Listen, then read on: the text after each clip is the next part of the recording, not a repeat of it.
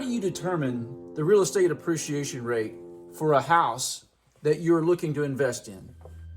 I'm Lee Harbaugh, pianist, composer. I'm a realtor in the state of Texas, and I'm a real estate investor.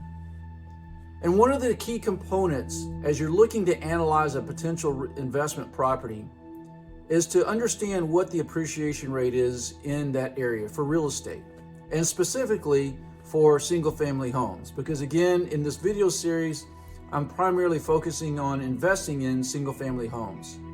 So how do you determine what the real estate appreciation rate is in the area in which you're looking? Well, if you live in a major metropolitan area in the United States, it's a little bit easier than if you're out in a rural area. That's because there is this index that was created in the 80s called the Case-Shiller Home Index. Now, I don't want to go into all the details of what the index is and how it's developed and how it's built, but suffice it to say that this is a very robust index that was developed to help economists understand what the home prices are doing in the country. And Case-Shiller initially developed it as just a nationwide index, but it is now owned by I believe by S&P, Standard & Poor's. And Standard & Poor's has created basically a sub-index, if you will, for many of the major metropolitan areas in the United States. So for example, I live right in the heart of Dallas-Fort Worth, and there is an index specifically for the Dallas-Fort Worth Metroplex. So one of the places you can go to look is at the Case-Shiller Index. So let me start by just showing you a little bit about what this looks like and how you can use this to determine what your appreciation rate is. You're looking at my screen right now. This is actually the Federal Reserve website for the St. Louis Fed. And the St. Louis Fed has this graphic on the front of this particular page where you can see what the index values are for the nationwide home index. So again, Case-Shiller, the Case-Shiller Index has many components to it. One is the nation as a whole, and then like I said, there's also individual metropolitan areas. So the one I'm looking here is the nationwide index. And you can see that at the end of December of 2021, the index value was 278.629. And if I look back at the end of December of 2020, we can see that the index value there was 234.456. So you may wonder what those numbers mean and what the significance is of those. Basically, in a nutshell, I believe it's the year 2000 is what it's standardized to. So the year 2000 represents 100. So if a house costs 100 in the year 2000, then at the end of the year 2021, that same house would be 278.629. Basically, is what that means. So in order to figure out the appreciation rate, you can simply calculate the rate of return between those two numbers, if you will. Even simpler still, I go over here to the actual S&P website. So this again is the Standard & Poor's website where they publish all of the detailed Case-Shiller metro area indexes.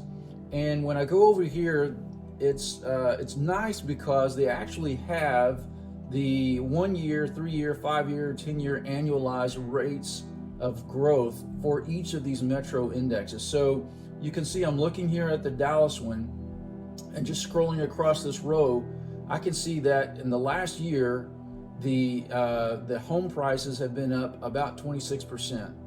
Annualized over 3 years, that's 11.91%. Over 5 years, 9.28%. And over the last decade, at an annualized rate, the appreciation value of homes in the Dallas-Fort Worth area has been 8.82%. That's pretty phenomenal, to be honest with you. Now, let me say before I move on any further as well, in future videos, I'm going to talk a little bit more about what this means when we say annualized and what these different rates of return are actually telling us. So for now, just know that the place that you can go to find these values is the S&P website. You can also go to the St. Louis Federal Reserve website to find the nationwide value. So if you're living in let's say you live out in a rural area somewhere in the Midwest or something, and maybe you don't have a Case-Shiller for anywhere near you, a Case-Shiller index for anywhere near you, you can always use the national average. That'll give you at least a ballpark of what the appreciation rate is for real estate. But again, if you do live in a major metropolitan area, go out to the S&P website. It's great because you can actually pull up the appreciation rate for your specific metro area. Now, one other thing, if you're in the state of Texas, as I am, there's actually another resource available to you, and that is the Texas A&M Real Estate Research Center. And the Texas A&M Real Estate Research Center also publishes a home price index for the major metro areas as well as the entire state of Texas. And it's done a little bit differently than the Case-Shiller index, but it is also a very robust index. And by that, I just mean that the data that they use to pull the prices to compute this index is scrubbed and it's analyzed to make sure that they are getting rid of just bogus data. They also do things like make sure they're not using data for flipped houses. So in other words, they exclude any house or any property that was purchased and then resold again within like 2 or 3 months. So again, because of the way they pull the data for these indexes, they're very robust and very, very good indicators of what home prices are doing in any of these areas. So if we look at this one here in particular, and again, I've already selected the Dallas-Fort Worth area here, you can see that for the end of the fourth quarter 2021, the index value read 216.51. And if I go back to the end of the fourth quarter of 2020, it's 175.24.